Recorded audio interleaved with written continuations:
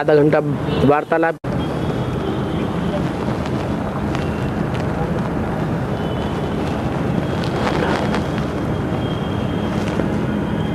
सोलह कला का क्लैरिफिकेशन।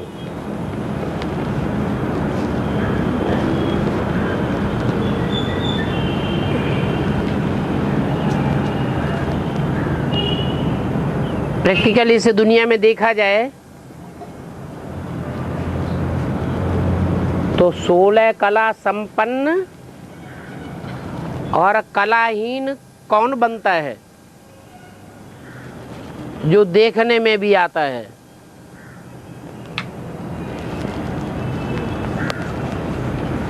ज्योतिषी लोग पहले से बताए देते हैं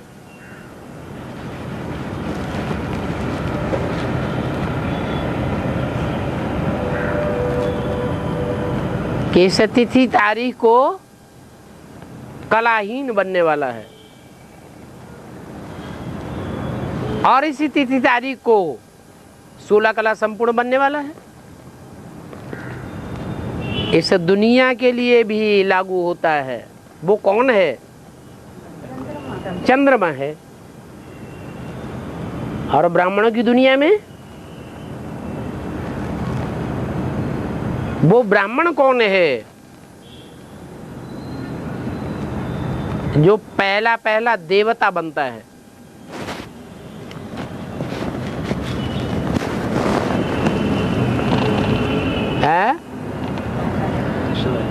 अरे ये मनुष्य से देवता बनने की पढ़ाई है ना, तो देवता बनने वालों में कोई ऐसा भी तो होगा जो पहले पहले देवता बनता हो। वो कौन है? कृष्ण वाली आत्मा। अभी भी देखने में आता है कृष्ण वाली आत्मा देव आत्मा है। इसका कोई प्रूफ है क्या? क्या है प्रूफ? है, क्योंकि जो देवता होगा वो धारणा की वाणी सुनाएगा। भगवान होगा तो ज्ञान की वाणी सुनाएगा। असुर होगा तो अज्ञानता की बातें करेगा। कलाहीन बनेगा और कलाहीन बनाएगा। तो ब्रह्मा की सोल पहले पहले 16 कला संपूर्ण बनती है।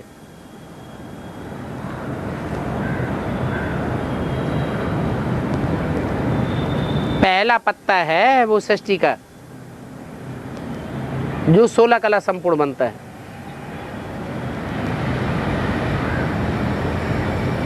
सतयुग की पहली पीढ़ी में उसके लिए खास गाया जाता है। इस दुनिया में 16 कला संपूर्ण और कलाहीन। कलाहीन कब बनता है? जब उसकी रोशनी बिल्कुल खत्म हो जाती है तब कहते हैं कलाहीन। और जब रोशनी से भरपूर हो जाता है तो कहते हैं 16 कला संपूर्ण।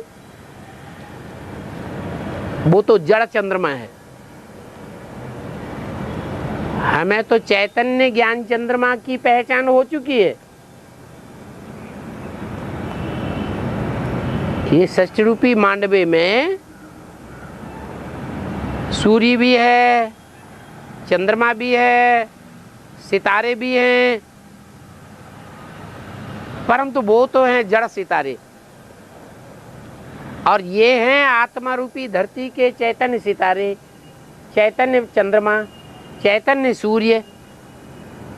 तो जिस चंद्रमा के लिए 16 कला संपूर्ण गाया जाता है वो अकेला 16 कला संपूर्ण बनता है कि उसकी पीढ़ी में और भी आत्माएं हैं जो 16 कला संपूर्ण बनती हैं?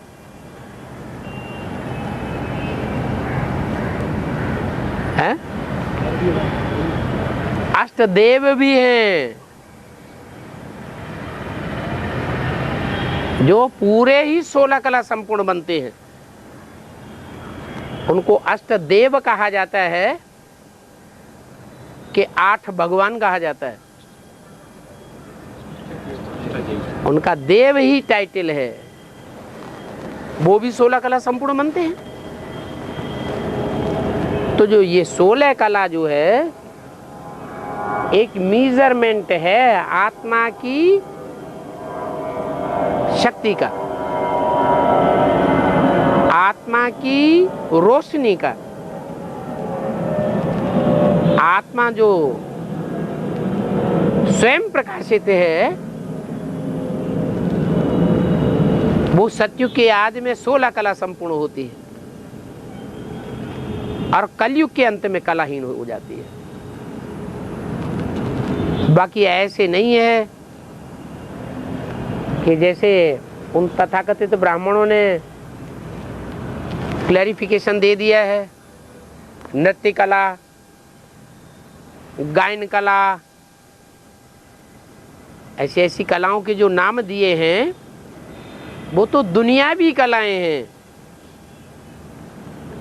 वास्तव में आत्मा की शक्ति का मेजरमेंट है 16 कला से,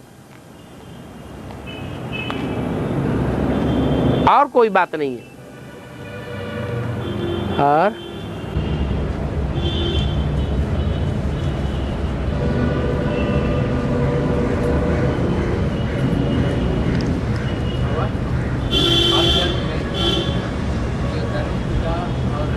आधार बोलते हैं और उसका बीज भाव भी है, तो उसका पूर्वज भी बोलते हैं। हर धर्म का पूर्वज भी है और बीज भाव भी है। पूर्वज तो हमारा 8 मनकों में आते हैं, लेकिन बीज भाव कौन सा मनका में आते हैं उसको बनाते हैं।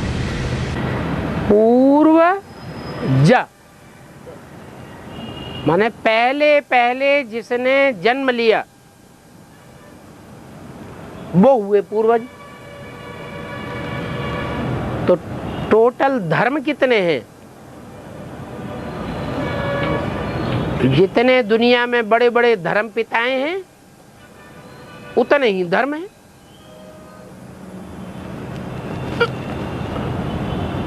जितनी दिशाएं हैं, पूरब पश्चिम उत्तर दक्षिण और उनके कोण, तो 8 दिशाएं हुई। ये 8 दिशाएं ही अष्टदेव जो उनके पहले पहले पालना करने वाले बनते हैं। जब नई दुनिया का फाउंडेशन पड़ता है तो नई दुनिया के फाउंडेशन में वो अष्टदेव उन 8 दिशाओं को कंट्रोल करने वाले बनते हैं। फाउंडेशन में ही 8 राजाइयां स्पष्ट दिखाई पड़ती है और ब्राह्मणों की दुनिया में दिखाई पड़ेंगी। अभी ब्राह्मणों की दुनिया चाहे बेसिक हो चाहे एडवांस हो, तमो प्रधान बनती जा रही है या सतो प्रधान बनती जा रही है? है? तमो प्रधान बनती जा रही है। तो तमो प्रधान बनने की निशानी क्या होती है? सतो प्रधान की निशानी क्या होती है? सतो प्रधान की निशानी है धर्म सत्ता राज सत्ता एक हाथ में, और तमो प्रधान की निशानी है धर्म सत्ता राज सत्ता अनेक हाथों में।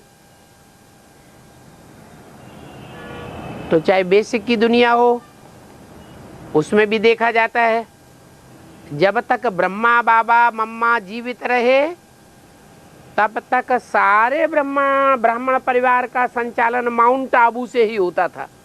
वहीं से डायरेक्शन सारे निकलते थे। लेना देना सारा कहाँ से होता था? माउंट आबू से। और जैसे ही मम्मा बाबा ने शरीर छोड़ा उसके बाद रावण आया और अपना अपना जोन अलग अलग कर लिया। जोनल इंचार्जेस बन गए 69 में, और अलग अलग राजाइयां देखने में आ गई। ऐसे ही एडवांस में भी जो आदि में हुआ वो सब अंत में भी देखने में आवेगा। अभी भी एडवांस की दुनिया में अलग अलग पार्टियां अपना अस्तित्व बना रही हैं या नहीं बना रही हैं? हैं? अलग अलग पार्टियां एडवांस ब्राह्मणों की दुनिया में अपना अपना अलग अलग अस्तित्व बना रही है या नहीं बना रही है? बना रही है। हाँ, अभी अपरिपक्व स्टेज में है। ऐसा भी टाइम आएगा कि वो राजाइयां परिपक्व स्टेज में सामने आ जाएंगी।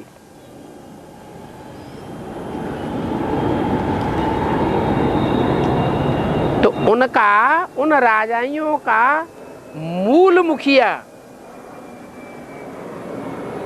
तब क्लियर हो जाएगा जब परिपक्व स्टेज में आवेंगे। अभी मूल मुखिया दिखाई नहीं पड़ता है तो उनकी परिपक्व स्टेज भी नहीं है। तो वो जो 8 दिग्पाल हैं जो शास्त्र में गाए हुए हैं वो यही अष्टदेव हैं।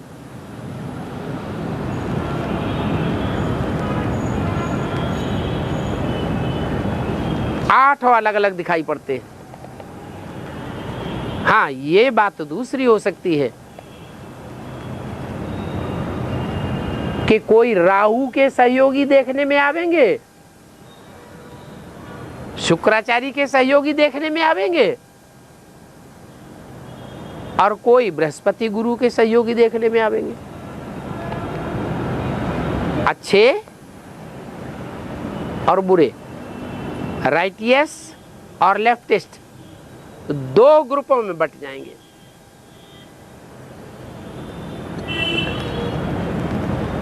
तो अष्टदेवों में से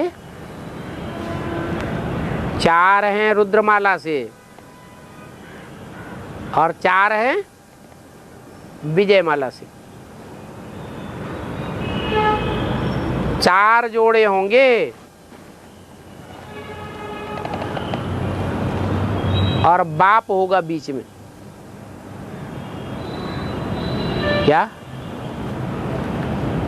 9वां भी गाया हुआ है कि नहीं गाया हुआ है? वो है वैल्यूलेस। तो 9 में से 8 निकाल दो एक तरफ,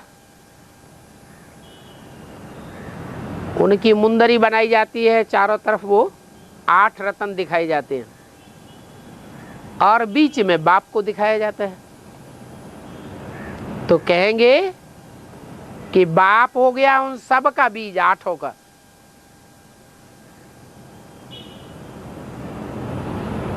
जो लास्ट वाला रत्न है वैल्यूलेस है या कहें नास्तिक है, उसका भी बीज कौन है? बाप। जो इस्लाम धर्म का पूर्वज है उसका भी बीज कौन है?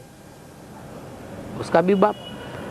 माने जो 8 हैं उन 8 का बीज है मूल बाप।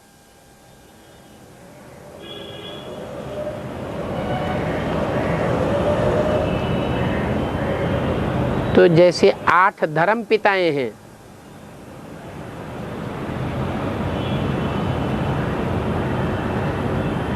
जो खास खास गिने जाते हैं,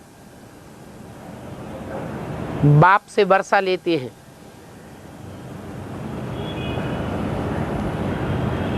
आस्तिक कहे जाते हैं। उनका भी बीज बाप है।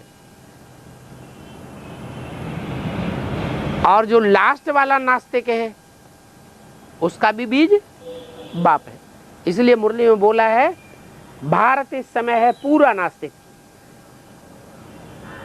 पूरा नास्तिक माने नास्तिक और आस्तिक का अर्थ क्या है?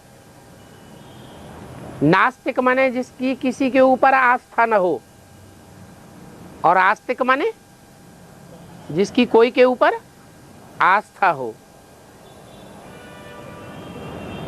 तो जो प्रजापिता है जब तमो प्रधान बनता है तो उसकी किसी के ऊपर आस्था रहती है? शास्त्रों में भी गाया हुआ है, प्रजापिता जब तमो प्रधान बना तो भगवान को भी गालियां बकने लगा।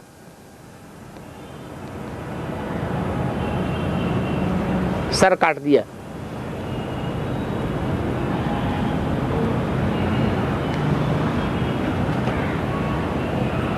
तो दुनिया का अच्छे से अच्छा और दुनिया का बुरे से बुरा संस्कार अगर देखना हो तो किस में देखें? एक बीज है सारी मनुष्य सृष्टि का।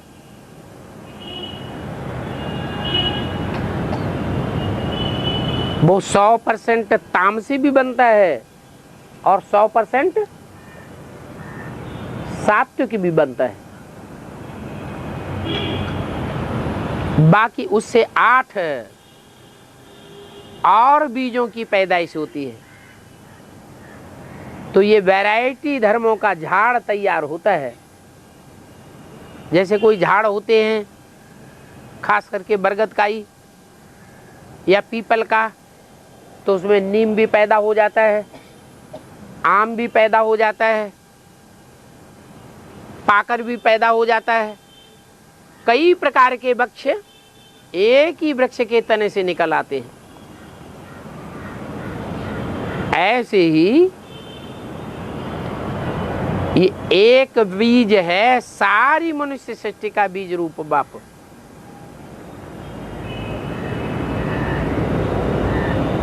और 8 उससे अलग अलग प्रकार के अलग अलग धर्मों की डालियां निकलती हैं। ऊपर से आने वाले जो धर्म पिताएं हैं वो हैं अपने धर्म के पक्के, और जिसमें प्रवेश करते हैं वो हैं अपने धर्म के कच्चे भारतवासी। तो जो कच्चे हैं वो हैं आधार मूर्त, जड़ें। उन जड़ों को जन्म देने वाले ये अष्टदेव हैं। तो कहेंगे दूसरे दूसरे धर्मों में उन बीजों से ज्यादा पुराना कोई होता ही नहीं। हाँ, टोटल मिला के सब प्रकार के जो बीज हैं और धर्मों के, उन सब का बीज एक बाप है। और हाँ बाबा, ये अष्टदेव ही वहां पे जाके उस आधार मूर्ति को जन्म देते हैं। अष्टदेव जो हैं यज्ञ के आदि में भी थे और उन्होंने ही आधार मूर्तों जड़ों को जन्म दिया है, क्योंकि जड़ों से पहले होता है बीज। और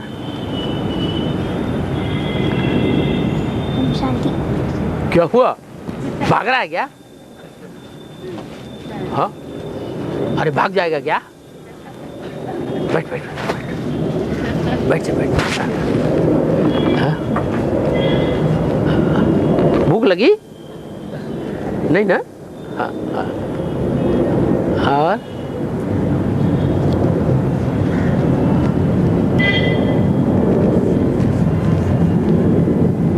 और 108 उपन्यास तुला हैं? 108 उपन्यास 108 उपन्यास बताया ना उपन्यास। बराबर का बात मैंने क्या बोला 108 उपन्यास, ये क्या बात? कुछ समझ में आई कोई बात? क्या पूछ रही है? उपनिषद। हाँ, उपनिषद हैं अनेक प्रकार के। हाँ जी, ठीक है। और उप माने नजदीक, निषद माने बैठने वाले, जो गुरु के नजदीक बैठने वाले हैं उनको कहते हैं सन्मुख बैठने वाले। बाप के सन्मुख बैठ करके पढ़ाई पढ़ने वाले टोटल कितने बच्चे हैं जो राजा ही प्राप्त करते हैं? बहुत नजदीक रहेंगे तो नजदीकी के संस्कार आएंगे, संग का रंग लगेगा। दूरबाज खुशबाज होंगे तो उतना संग का रंग नहीं लगेगा। ब्रह्मा बाबा को शरीर छोड़ने के बाद अभी सूक्ष्म शरीर में है, हमेशा थोड़ा ही सूक्ष्म शरीर में। हाँ, कभी रुद्रमाला के मणकों में प्रवेश करते हैं तो उनकी बीज रूपी स्टेज बन जाती है, क्योंकि ब्रह्मा बाबा सच्ची रूपी चक्र में पहले आएंगे या उनको जन्म देने वाले जो बीज है पालना करने वाले वो पहले आएंगे, तो वो ज्यादा पावरफुल हुए ना। बाबा अभी वो ब्रह्मा बाबा के वो आत्मा को पूर्व जन्मों का स्मृति रहती है ना, ऐसे ही सभी आत्माओं जो शरीर छोड़ते हैं जब देहबान होता है तो पूर्व जन्मों की स्मृति उतनी नहीं रहती है। देहबान पूरा ही खलास हो जाएगा तो पूर्व जन्मों की स्मृति भी आ जाएगी। हाँ, तो क्या पूछ रहे हैं आप? ना सभी आत्मा जो शरीर छोड़ते हैं उन सबको स्मृति होती है। ब्रह्मा कुमार कुमारियों में जो शरीर छोड़ रहे हैं, हाँ, लौकिक दुनिया में भी, लौकिक दुनिया में भी जो शरीर छोड़ते हैं उनको पूर्व जन्म की स्मृति रहती है क्या? माना दूसरे जन्म लेने तक उनका स्मृति। कोई जरूरी नहीं कि उनको पूर्व जन्म की स्मृति रहे ही रहे। कोई को रहती है, सात्विक आत्मा है तो रहेगी, नहीं है तो नहीं रहेगी। कोई तो ऐसे होते हैं कि जिंदा में ही अपने पूर्व जन्मों की बातें बताते हैं। और अमृत वेला की विशेषता के बारे में बताओ।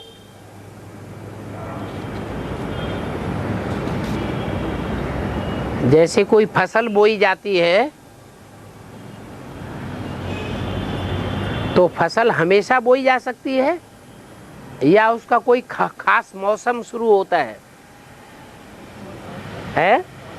खास मौसम शुरू होता है और शुरुआत के मौसम में जो बीज डाला जाता है वो ज्यादा फलीभूत होता है, और जब मौसम खलास होने लगता है, समाप्त होने लगता है, फिर बीज डाला जाता है तो उतना फल नहीं देता है।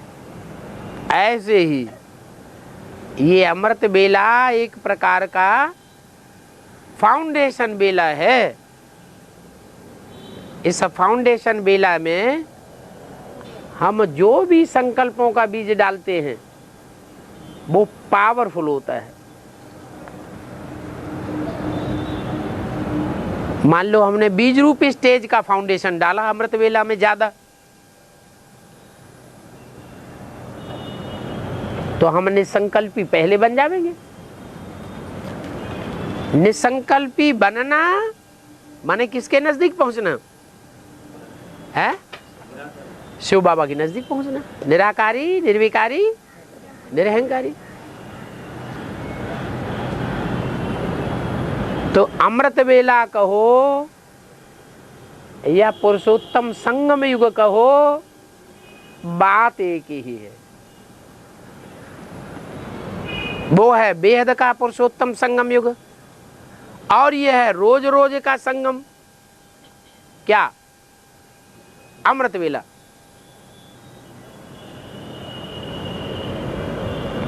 कल का दिन पूरा हुआ और आज का दिन शुरू हुआ। हम रोज रोज पुरुषार्थ का अपना घड़ा भरते जा रहे हैं। तो अगर अच्छा पुरुषार्थ करना है तो अमृत वेले का फाउंडेशन अच्छा डालना चाहिए, तो सारा दिन सुहाना बना रहेगा।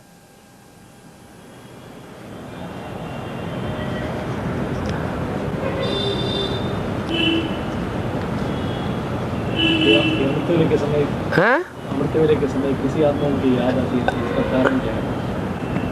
63 जन्मों का हिसाब किताब।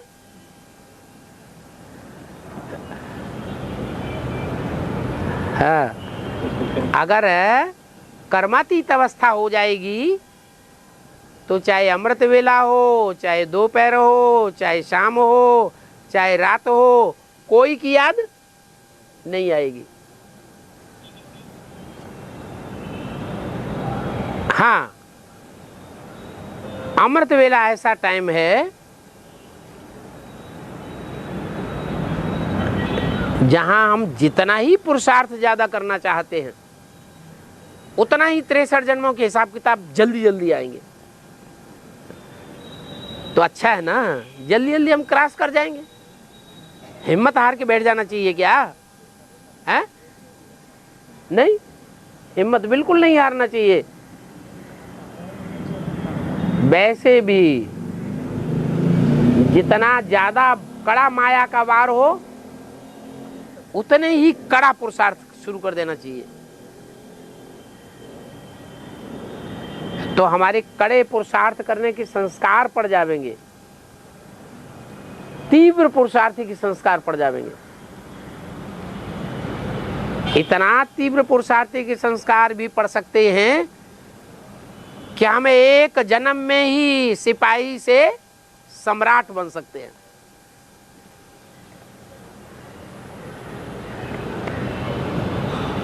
तो अच्छी बात है ना। इसलिए बोला है अगर अमृत वेला सुधारा तो सब सुधर जाएगा।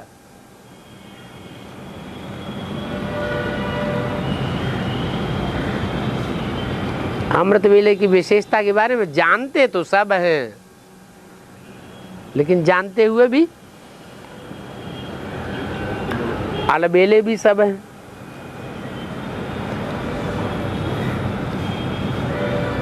कोई न कोई बहाना पूछा जाए तो बता देंगे, ये परेशानी, वो परेशानी, ये समस्या, वो समस्या है। अरे तो बाबा डायरेक्टर नहीं है ड्रामा का, रंगमंच का। हाँ, आप रंगमंच पर रिहर्सल करने आए हैं और डायरेक्टर आपसे रिहर्सल करा रहा है, तो खेल खिलाएगा नहीं?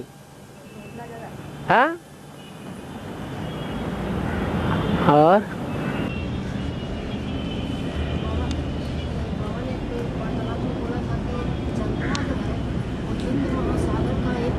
है चंद्रमा, हिंद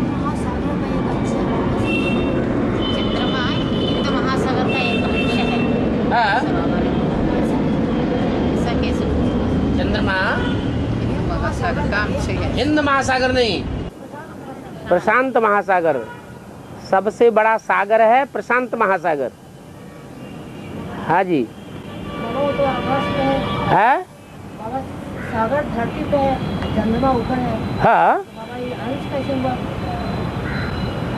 पृथ्वी का कोई हिस्सा टूटेगा तो पृथ्वी का जो पत्थर, ईंट पत्थर और मिट्टी है वो अलग होगा या पानी अलग होगा? है? पानी तो पृथ्वी की तरफ खींच जाएगा, क्यों? लिक्विड है। और जो पत्थर है वो पृथ्वी की परिधि से अलग हो गया, और फिर भी पृथ्वी के आकर्षण में है, इसलिए पृथ्वी के आसपास घूमता है। पृथ्वी का ही उपग्रह है। प्रशांत महासागर का नाम है? पृथ्वी पर ही है। 7 सागर हैं, उनमें सबसे बड़े सागर का नाम है प्रशांत महासागर। अमेरिका और एशिया के बीच में, ऑस्ट्रेलिया, अमेरिका और एशिया, इनके बीच का जो हिस्सा है वो प्रशांत महासागर कहा जाता है।